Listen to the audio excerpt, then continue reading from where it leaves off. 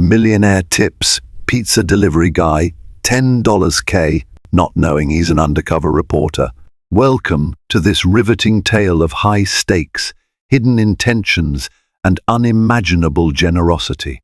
On the surface, it appears to be a simple act of kindness. A flamboyant millionaire, known for his lavish lifestyle, surprises a humble pizza delivery guy with a massive tip. However, lurking beneath is an undercover reporter, someone ready to expose a world of unimaginable secrets. Prepare for an epic saga that transcends expectations, with revelations and karmic twists that will leave you speechless. Each moment brings you deeper into a labyrinth of mystery until truth stands revealed. Will good fortune triumph over deceit? Find out for yourself. Before we dive in, if you're new here, don't forget to subscribe and hit that notification bell so you never miss an update. If you're excited about this story, let us know. If you enjoyed the video, press 1. If not, press O. Your feedback really inspires me to gather more uplifting and meaningful stories. The sun hung low over the bustling city, its last golden rays reflecting off skyscrapers that pierced the heavens. At the heart of this metropolis stood a sprawling estate, a testament to opulence, the Claymore mansion. Belonging to none other than Leonard Claymore, a famed millionaire known for both his philanthropic acts and his unapologetically lavish lifestyle. The mansion was rumored to contain endless corridors of priceless art and entire rooms dedicated to his private collections. From the outside, it might have seemed as though Leonard lived without a single worry in the world. Yet beneath the glittering surface lay a man haunted by old betrayals and simmering secrets.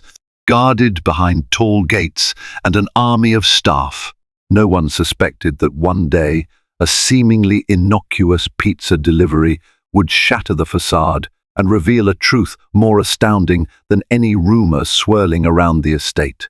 On a crisp Friday evening, a local pizza joint and unassuming Domino's outlet on Maple Avenue received a hefty order for the Claymore mansion. The order was typical enough: half a dozen extra large pepperoni pizzas, stuffed crust, with added mozzarella, but the final destination was anything but ordinary. The staff at Domino's had grown accustomed to the occasional big spender requests, especially with someone like Leonard Claymore in the area. However, there was always a stir of excitement whenever an order for the Claymore mansion came in. Under the fluorescent glow of the shop's overhead lights, employees whispered rumors about the tycoon's rumored collection of cars, stories of gold-trimmed fountains in his foyer, and a few, though they barely dared mention it, spoke of the swirling gossip that Leonard was under investigation for some cryptic financial dealings. Nathan Fletcher, a mild-mannered delivery driver with an affable smile, volunteered to take the order. He did so with a purposeful gleam in his eye, though no one suspected anything beyond a diligent work ethic. As he loaded the pizzas into his weathered car, his pulse raced. In truth, Nathan wasn't just a delivery guy. He was an undercover reporter for the Global Chronicle, assigned to investigate rumored misdeeds among high-profile elites who masked their transgressions with grand gestures of generosity. Leonard Claymore, renowned for philanthropic galas and high-profile charity donations, was at the top of the Chronicle's watch list. Nathan's job was clear: get close, gather evidence, and, if possible, obtain the story of a lifetime. But his instructions hadn't included being on the receiving end of Claymore's flamboyant generosity, let alone a tip that would make front-page news in its own right. The winding driveway of the Claymore mansion was lined with meticulously trimmed hedges and dotted with marble statues that cast elongated shadows beneath the moonlight. Nathan's heart thudded as he maneuvered his car up to the grand front entrance. No sooner had he parked than a butler in a crisp suit with a posture that suggested centuries of impeccable training appeared from behind the massive double doors. He greeted Nathan with a politeness that bordered on robotic. The butler took 2 boxes of pizzas from Nathan's trembling arms, beckoning him to follow. Stepping into the foyer, Nathan had to suppress a gasp. A colossal chandelier twinkled overhead, and the floors were polished to such a sheen that he could see his own wide-eyed reflection staring back at him. He fought to maintain composure after all. He was here in an official capacity, just not the official capacity these people believed. While Nathan took in the breathtaking decor, he was suddenly confronted by the man himself, Leonard Claymore. Draped in a velvet robe, embroidered with a Louis Vuitton insignia, the millionaire exuded a magnetic confidence. He greeted Nathan warmly, guiding him to a massive glass table where some of the mansion's staff were already unpacking the pizzas. "So, how much do I owe you?" Leonard asked, already reaching into his robe pocket with an air of practiced flourish. Nathan swallowed hard, naming the modest total. The grin on Leonard's face widened as he slid out a crisp stack of bills and placed them into Nathan's hand. "Keep the change, kid," Leonard said. Nathan gawked, processing the fact that he was suddenly holding what felt like thousands of dollars. Had he misheard? Was Claymore truly handing him such a gargantuan tip? Nathan's journalistic instincts screamed for calm, but his hand shook around the thick wad of cash. A quick glance down revealed a neat stack of $100 bills. It was more than a casual tip. It was a staggering, life-altering sum. For a moment, time seemed to slow. The staff looked on with silent envy, while Leonard maintained that charismatic smile, seeming to savor Nathan's astonishment. "You deliver the pizzas hot and on time. That deserves a reward, don't you think?" Leonard said with a laugh.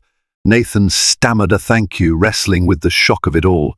This was going to make headlines in its own right, a tip that could pay off years of debt. But how could he possibly proceed with his undercover mission when, in Leonard's eyes, he was now just a stunned pizza delivery guy, indebted to him by pure gratitude? Before Nathan could collect his thoughts or discreetly take note of anything suspicious, Leonard invited him for a brief tour of the mansion.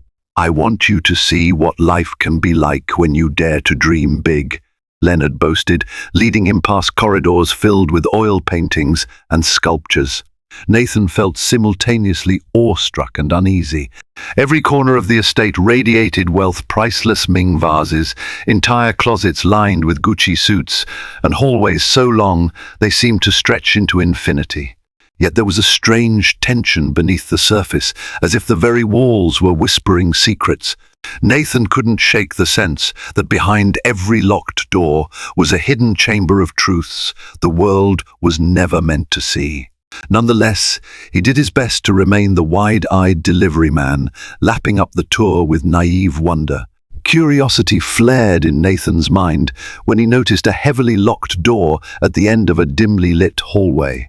Unlike the others, this door was made of reinforced steel with an electronic keypad that blinked ominously.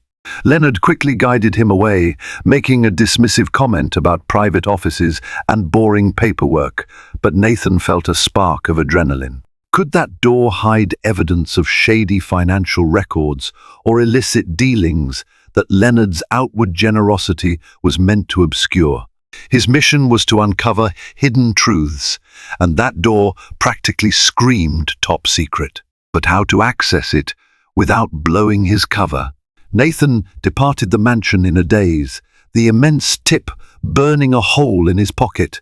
He drove home under the gleam of neon city lights, his thoughts tangled in a web of conflicting emotions. That night, he spread the bills out on his kitchen table. Counting them once, twice, 3 times, there was exactly $10,000 in total, a sum that could pay for several months of rent, cover his mother's medical bills, or even finance a proper wedding for his sister. But he also knew it was hush money. Leonard Claymore liked to keep people at arm's length through extravagance, ensuring their loyalty and gratitude. How was Nathan to remain objective, to ferret out the truth, when he'd been so thoroughly bought off with a casual flick of Claymore's wrist? Over the following days, Nathan juggled his disguise as a pizza delivery guy and his true role as an investigative journalist. He pored over public records, old newspaper clippings, and business filings related to Claymore Enterprises. A pattern began to emerge, one of shell companies, suspiciously high donations, and offshore accounts that seemed to vanish into thin air. His editor at the Global Chronicle, Miriam Santos, was itching for a big revelation, but Nathan was careful. He needed undeniable proof before they could confront a figure as powerful as Leonard Claymore. There were rumors that the millionaire kept a personal ledger locked away, detailing every questionable transaction he had ever made. And Nathan had a sinking feeling that the steel door in Claymore's hallway was where the real story lay hidden. Determined to gain access, Nathan concocted a plan. Claymore had casually invited him back to the mansion, but doing so without suspicion required a solid pretense. He decided to stage a scenario where he forgot to deliver a side order of breadsticks, or perhaps claimed a mix up in the pizza toppings. Something trivial, but enough to justify returning. He rehearsed his lines in front of the bathroom mirror, practicing an innocent, apologetic tone. He had no idea if Claymore would buy it. At worst, the tycoon might grow suspicious. At best, he'd let Nathan wander just enough to gather crucial evidence. If Nathan's instincts were correct, that single locked room could unravel the entire Claymore empire. He just needed to find a way in. That evening, Nathan carefully arranged an extra box labeled garlic breadsticks and scrawled Claymore's name on it. His pulse hammered as he drove up the long, torch-lit driveway once more. This time, the butler seemed less formal, though no less intimidating. Nathan forced an apologetic grin as he explained the supposed mishap with the order. The butler led him to the same opulent foyer, where Leonard Claymore soon appeared, dressed in a tailored Gucci suit rather than his robe. Instead of annoyance, Claymore expressed curiosity. "You must be the only delivery guy who comes back with more food after already receiving such a tip," he mused. "But hey, I appreciate a man who makes things right." Leonard invited him into a side lounge, a sophisticated space brimming with handcrafted furniture and an antique grand piano. On a small marble table, a bottle of Coca-Cola sat chilling in a bucket of ice, a stark contrast to the usual champagne one might expect in such an environment. "Care for a drink?" Leonard asked, popping off the cap with a flourish. The entire moment felt surreal, like a meeting of old acquaintances rather than a reclusive millionaire and a lowly pizza guy. Nathan accepted the drink, surreptitiously scanning the room for potential clues. Everywhere he looked, he spotted evidence of Claymore's extravagance: rare paintings, golden candelabras, and shelves lined with books that likely cost more than the average person's monthly rent. But as he sipped the soda, Nathan couldn't help but think about the locked steel door. He had to find a way to approach it without raising red flags. "Follow me, I have something to show you," Leonard said suddenly, a cryptic twinkle in his eyes. Nathan's stomach lurched with anticipation and fear. Could Leonard somehow suspect his true intentions? They walked down a labyrinth of corridors, each seemingly more lavish than the last. Yet, Nathan's heart soared when they turned into the very hallway containing the mysterious steel door. Was this his chance to see what lay behind it? Leonard stopped short, however, halting in front of a different door that led to a private art gallery. Large canvases showcased abstract paintings, swirling with vibrant colors and bold lines. "I commissioned these from young up and coming artists. Gotta give back to the community, right?" Leonard stated with a proud grin, though Nathan noted that none of the paintings seemed to carry a personal sentiment. It looked more like a curated showroom, a testament to his wealth and influence rather than genuine artistic passion. Their impromptu tour ended in a plush reading nook, where Leonard sank into an armchair, running a hand through his impeccably styled hair. "You know, I've been thinking about you," he began, fixing Nathan with a gaze that felt uncomfortably intense. "I've had plenty of delivery folks swing by, but none with your presence. You ever think about doing something more with your life?" Nathan feigned a sheepish shrug, reminding himself not to slip up. "I'm just trying to make a decent living, sir." Leonard nodded, pursing his lips as if deep in thought. "I admire that. Listen, if you ever decide you want a real shot at success, come talk to me." The conversation sounded innocent, but Nathan sensed an underlying push. Claymore enjoyed collecting people, whether it be through financial generosity or veiled promises of bigger opportunities. Another tactic to bind them to him, ensuring their loyalty. That night, Nathan could barely sleep. The locked door was seared into his mind. If the rumors were true, it might hold physical records of Leonard's double dealings, bank transfers, offshore accounts, or even blackmail material on influential figures. If Nathan could get photographic evidence, the Chronicle would have their smoking gun, and Claymore's empire of secrets would crumble. But the more he thought about it, the more he wondered if Claymore already suspected something. The casual invitation to explore success, the enormous tip, the forced tours, were these just a wealthy man's eccentricities, or subtle attempts to gauge his sincerity? Over the following week, fate lent a hand.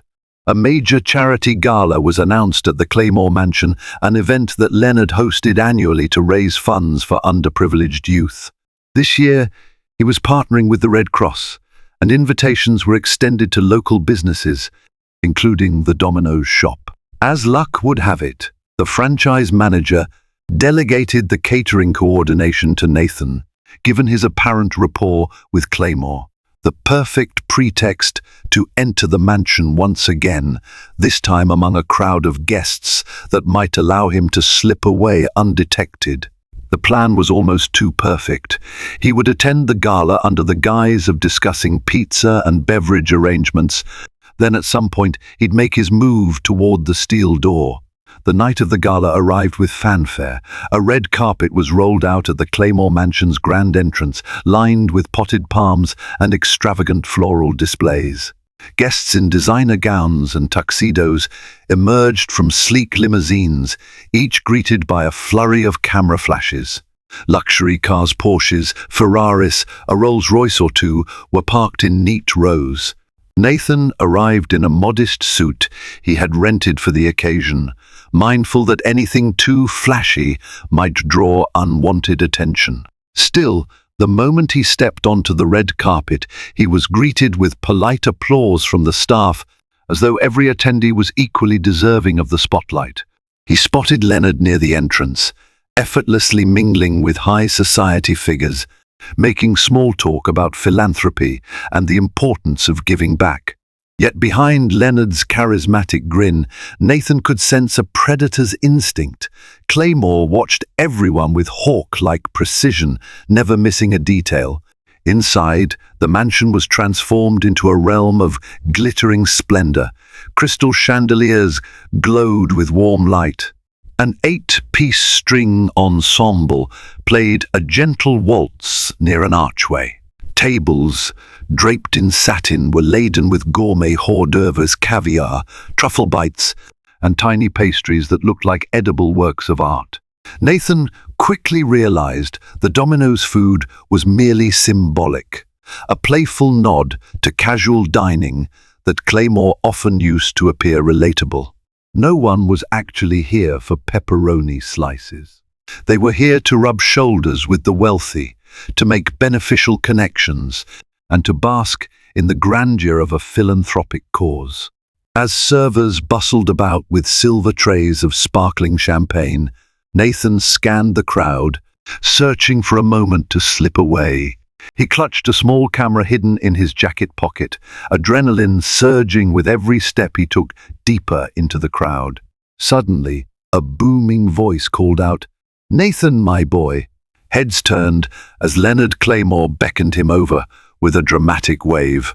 The millionaire was surrounded by a cluster of local dignitaries and celebrities. Nathan's heart skipped a beat, but he forced a confident smile. "Ladies and gentlemen," Leonard proclaimed, "this is the extraordinary delivery man I've been telling you about. Reliable as they come." A ripple of polite laughter circled the group, and Nathan managed a modest nod. Inwardly, he was fuming Claymore was drawing attention to him, making him more noticeable than he wanted to be. However, he maintained the facade, exchanging a few pleasantries. Eventually, Leonard excused himself to greet the next wave of arrivals, freeing Nathan to continue his mission. But the damage was done. Several guests now recognized him on sight, and he could feel the weight of their curious stares as he moved through the mansion. He slipped away from the main hall under the guise of checking on the pizza arrangements. The corridors leading away from the gala were eerily quiet, lit only by decorative sconces. Nathan navigated carefully, fearful of security cameras or patrolling guards. After a few turns, he found himself back in the hallway with that imposing steel door. His pulse thrummed in his ears. The keypad glowed like a silent sentinel, waiting for the correct code. How do I crack it? Nathan wondered, his journalistic fervor clashing with the moral dilemma of technically committing a crime. He heard footsteps echoing in a nearby corridor and quickly flattened himself against the wall, heart hammering. The footsteps passed, and he was alone again. Reaching into his pocket, he withdrew a small phone, prepared to snap photos if he could get inside. Just then, he noticed the door had a small digital display. It required a 5-digit combination. Nathan recalled how Claymore often boasted about certain pivotal moments in his life, like the day he purchased his first Ferrari in 2008, or the day he made his first million, apparently on March 15th, 1997. Could it be 031597 or 19,970,315? The memory of Claymore pointing to a framed check for $1 million, dated that day, flashed through Nathan's mind. He tried 03159 on the keypad. The door beeped angrily, a red light flashing. Wrong code. He tried 031597. Another beep, nervous sweat trickled down his brow. If I set off an alarm, I'm done for, he thought. He breathed in, steadied himself, and tried another approach, inputting 031597 in a different format. When that failed, he considered a simpler angle. Sometimes wealthy people used something personal, yet easy to remember. Could it be 2008, referencing the Ferrari year? No, that was only 4 digits. Another approach, maybe Claymore's birthday, rumored to be April 7th. He typed 0407 and was met with immediate failure. Time was slipping away fast. A new wave of panic jolted him when, after the third incorrect attempt, a faint alarm like chimes sounded. Not loud enough to alert the entire mansion, but definitely a sign that he was tampering where he shouldn't. He decided to retreat, cursing himself for not preparing better. As he crept back toward the gala, a door to his left swung open, revealing a broad-shouldered security guard. The man eyed him suspiciously. "Everything okay, sir?" The guard's tone was polite, but firm, a quiet threat lurking beneath professional courtesy. Thinking fast, Nathan held up a phone as if he were checking directions. "Yes, I was just trying to find the restroom." The guard nodded, gesturing the opposite way. Nathan hurried off, his heart pounding as he realized how close he'd come to being caught. He needed a new plan, one that didn't rely on guesswork to crack a code. Back in the main hall, the charity auction was in full swing. A local TV personality was on stage, rallying the crowd to bid on various luxury items donated by sponsors, weekend getaways, designer handbags, and even a limited edition Rolex. Applause broke out every few minutes as the bids climbed higher and higher. Leonard Claymore stood near the front, clapping and nodding in approval like a benevolent king presiding over his subjects' generosity. Nathan scanned the scene, searching for any sign of something he could use. Perhaps a slip of paper with the door code or a conversation that hinted at the combination. Suddenly, he spotted a slender woman in a sleek black gown, chatting with Claymore, a woman whose face he recognized from business articles, Sophia Carlyle, the CFO of Claymore Enterprises. She was rumored to be privy to all of Claymore's major deals, possibly the only person he truly confided in. Nathan hovered near enough to catch fragments of their conversation. "The documents are secure. We can't risk," she was saying, though the rest was drowned out by the auctioneer's enthusiastic patter. The words documents and secure sent a spark through Nathan's mind. Sophia must know the code, or at least how to gain access. But how to approach her? She was obviously close to Claymore, which made her doubly dangerous. As the bidding concluded on another high-priced item, applause swelled, momentarily covering all conversation. Nathan watched Sophia slip away from the crowd and head toward the side lounge, as if seeking a moment of quiet. Summoning his courage, he followed, praying he wouldn't make a misstep that revealed his true identity. He found Sophia standing near a large window that overlooked the estate's meticulously manicured gardens.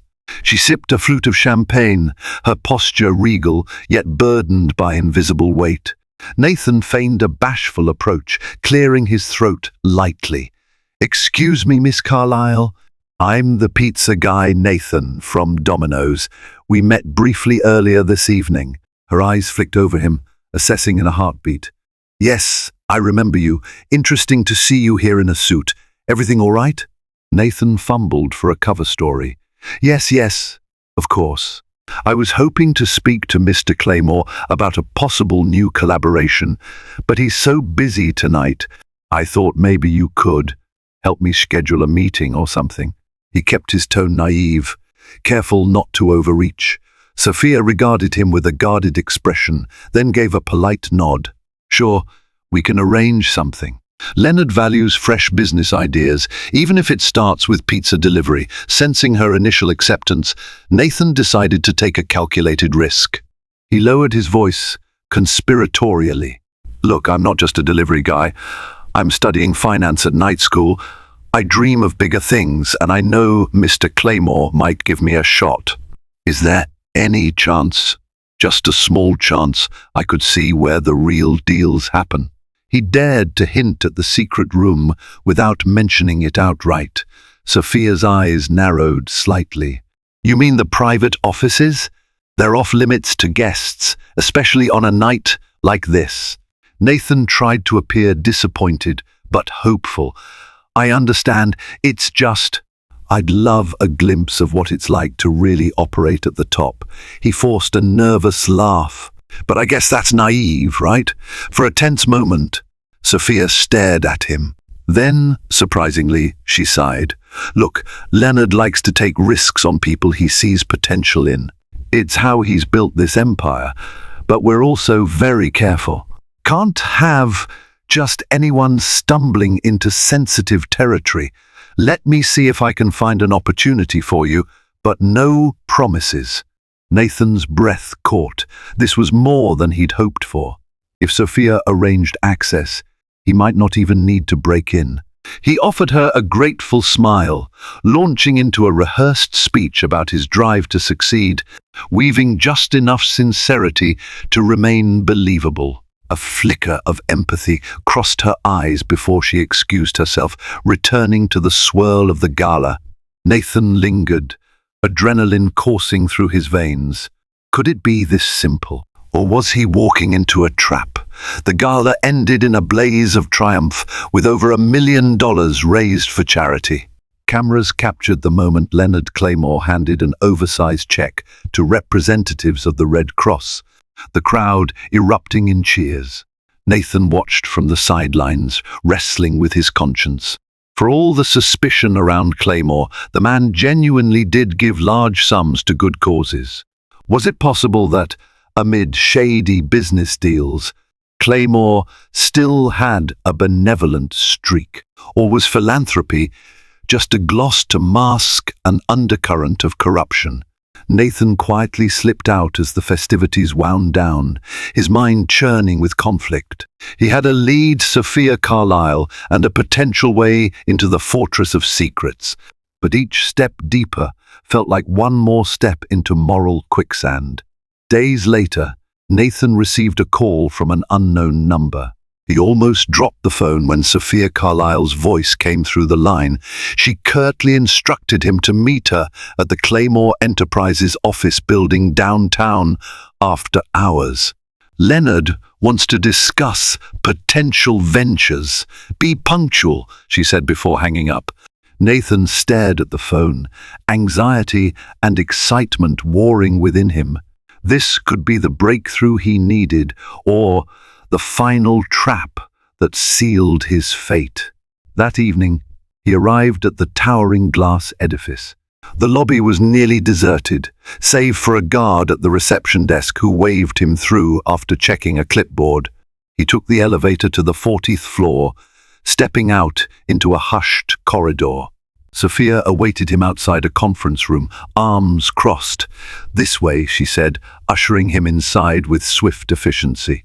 Leonard Claymore stood at the head of a glossy mahogany table, dressed in a sharp black suit and accompanied by two severe-looking associates. "Nathan, come in," he said pleasantly, though there was an edge to his tone. "I hear you're an ambitious young man. Well, let's see what you've got." The next hour was a whirlwind of conversation, half interrogation and half business pitch. Nathan spun a plausible story about expanding Domino's brand presence in corporate sectors, tying it into philanthropic sponsorship. He sprinkled in tidbits about strategic partnerships he'd researched in his finance classes. All the while, he felt their eyes boring into him, dissecting every sentence. Toward the end, Leonard leaned back, tapping a pen against the table. "I like your spirit. But big ideas require big trust, and trust doesn't come cheap." A tense silence gripped the room. Then, to Nathan's surprise, Sophia spoke up. "Perhaps we should show him the offices. Let him see how our deals are structured. That might inspire more concrete proposals." Leonard studied her for a moment. "You think he's ready for that?" he asked, a wry smile tugging at his lips. Sophia shrugged. "He reminds me of you a little, back when you were hungry for your first break." Leonard chuckled. "All right, but if he's going to see behind the curtain, he signs an NDA. We can't have any leaks." "Understood?" Nathan gave a nervous nod, struggling to remain outwardly calm. He could barely believe this was happening. He was on the brink of entering the sanctum that might hold every piece of incriminating evidence he needed. And all he had to do was feign loyalty just a little longer. They led him through a series of glass-walled corridors, each office more high-tech than the last sleek desks, digital screens displaying stock tickers, and staff members typing away with laser focus. Finally, they arrived at a corner suite guarded by a biometric scanner. Sophia pressed her thumb to the sensor, and the door slid open with a soft hiss. Inside, the air was cool and faintly scented with leather and citrus. File cabinets lined the walls, and a large safe loomed in the corner. Nathan's pulse quickened. Was this the trove of secrets he had been chasing? Leonard guided him to a desk, inviting him to sit as Sophia retrieved a folder from the safe. "We keep our critical data locked up, numbers that could sway markets, if you catch my drift," Leonard said, his voice laced with pride. Nathan tried to keep his face neutral, hiding his excitement at the prospect of glimpsing the real Claymore empire at work. A hush fell over the room as Sophia laid out various documents on the desk: contracts, financial reports, and spreadsheets detailing flows of capital across continents. Nathan skimmed them, feigning admiration. In truth, the data was staggering. It revealed a complex web of investment vehicles and philanthropic shell accounts. Some were perfectly legal, but others skirted the edges of legitimacy, hinting at offshore holdings that wouldn't bear closer scrutiny. A surge of journalistic fervor coursed through him. This was the evidence he needed. If he could secure copies or photos, the Chronicle could dismantle Claymore's carefully curated facade. But he had to be cautious. Leonard and his associates watched his every move, any sign of undue interest, and they might realize he was more than an eager newcomer. Now, imagine your pizza concept could fit into our portfolio in a variety of ways, Leonard said, smirking. But we'd expect you to be discreet about what you see here. These are trade secrets, after all. Sophia slid an NDA across the table, her manicured finger tapping the dotted line. Once you sign, we can discuss more sensitive details, she added. Nathan hesitated. Signing legally bound him to silence, effectively crippling his ability to publish a story without risking a massive lawsuit or worse. But if he didn't sign, they'd never let him deeper into their world. He gripped the pen, heart pounding, and scribbled his name. "Excellent," Leonard said, collecting the papers with a triumphant grin. "Welcome aboard, Nathan. Now let's show you what real business can look like." Under the watchful eyes of Leonard's associates, Nathan was granted access to a sleek computer terminal. Sophia demonstrated how they tracked global transactions in real time. Maps blinked with digital lines connecting major financial hubs: New York, London, Tokyo. Numbers scrolled incessantly, representing millions of dollars moving at a keystroke. He glimpsed certain accounts that seemed to vanish into oblivion, presumably the off-the-grid funds that fueled Claymore's questionable endeavors. Adrenaline coursed through him as he memorized the account numbers he could. Every muscle in his body tensed, aware that one wrong move might expose him. Yet he also felt a twisted camaraderie blossoming, as though Claymore were inducting him into an elite secret society. The tension was electric. Suddenly, the office door swung open, revealing the same broad-shouldered guard from the gala. He whispered something into Leonard's ear that made the tycoon's expression darken. Leonard turned to his associates. "We've got a situation in the lobby," he announced, his voice icy.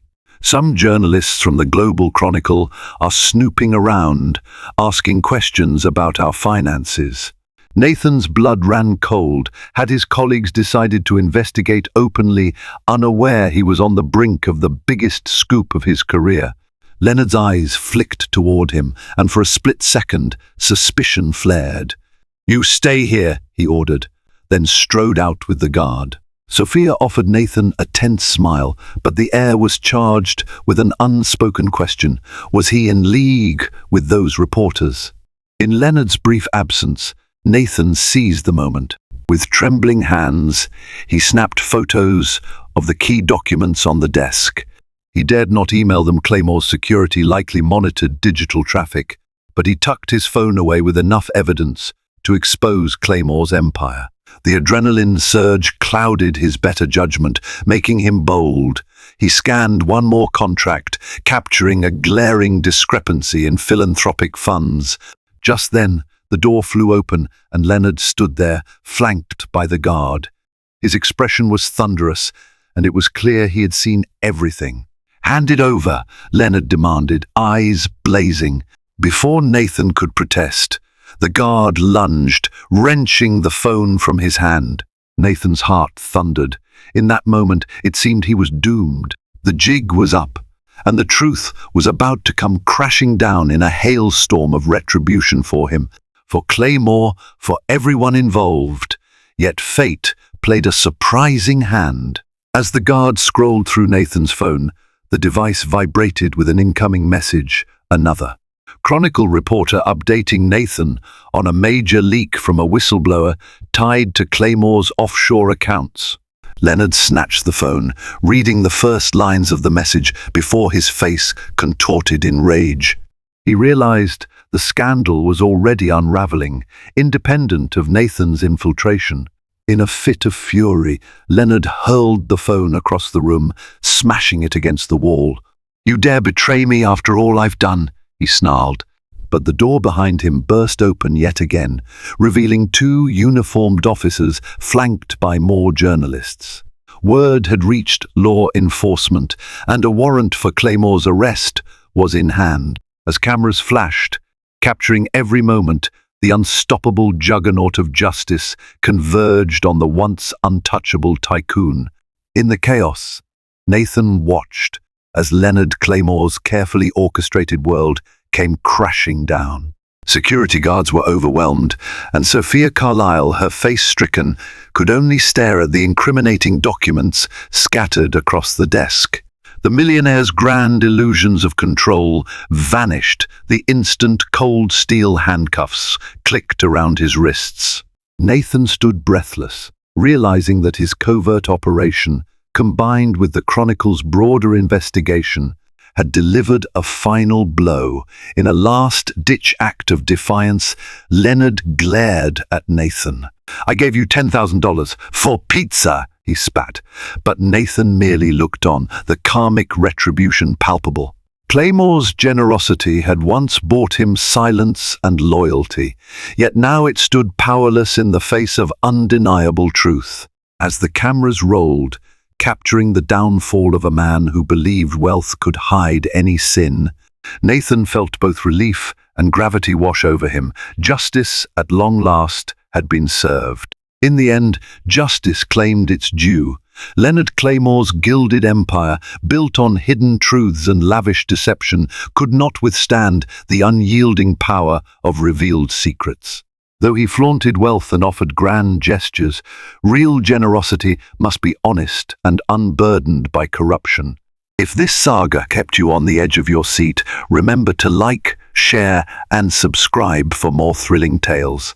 By supporting this channel, you join a community devoted to unveiling hidden worlds and celebrating the triumph of truth. Thank you for watching, and never forget, even the smallest spark of truth can ignite a fire of justice.